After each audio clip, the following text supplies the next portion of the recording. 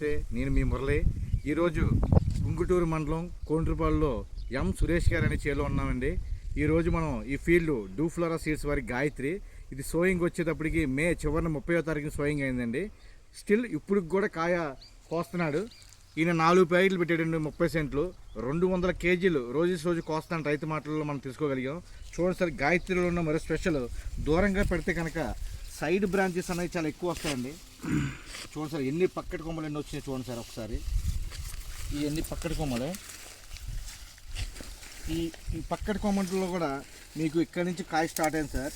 ఇది చూడండి, 1 2 3 4 5 6 7 8 9 10 11 12 13 14 15 16 17 18 19 20 21 22 23 24 24 25 26 27 28 29 30 31 32 33 34 35 36 37 38 39 40 41 42 43 44 45 47 48 49 51 కటింగ్ అయిందండి. మెయిన్ రొబ్బ మీరు అబ్జర్వ్ చేయండి సార్, మీరు దీంట్లో అబద్ధం కాదు.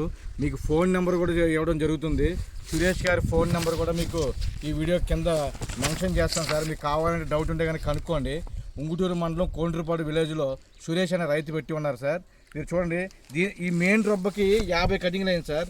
సైడ్ రొబ్బ చూడండి, 1 2 3 4 5 6 7 8 9 10 11 12 13 14 15 16 17 18 19 21 20 21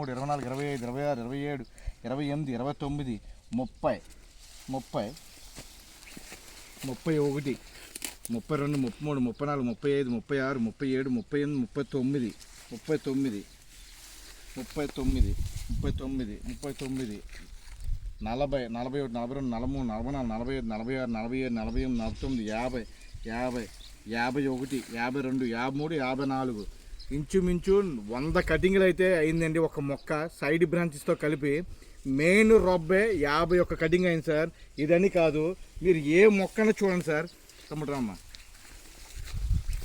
ఇదిగోండి, కనుపు చాలా దగ్గరగా ఉండడం వల్ల కాపు విపరీతంగా దిగుబడి వస్తుందండి. ప్లస్ కాయ కూడా చాలా ఈజీగా పికింగ్ అండి. ఇదిగో చూడండి సార్, ఇప్పుడు కూడా కుచ్చు చూడండి, కాయ కూడా చాలా ఈజీగా ఇరుగుతుందండి. ఇది ఈజీగా ఇరగడం వల్ల కూడా ప్లస్ ఏంటంటే కూలి ఖర్చులు చాలా తక్కువ మంది అవుతారు. తర్వాత దిగుబడి కూడా చాలా బాగుంటుందండి. గింజ చూడండి సార్, దీనివల్ల గింజ కూడా ఉండడం వల్ల కాయ తూకం కూడా ఉంటుంది. 30 సెంట్లలో 200 కేజీలు అంటే ఎకరానికి 600 కేజీలు ఇంచుమించుగా కోయటం జరుగుతుందండి. మీకు ఫోన్ నెంబర్ కూడా ఇవ్వడం జరుగుతుంది. మీ డౌట్లు ఉంటే కనుక రైతుని కనుక్కోండి. ఈ విత్తనాలన్నీ ఏలూరు మన రవి సీడ్స్లో అందుబాటులో ఉంటాయి. నమస్తే.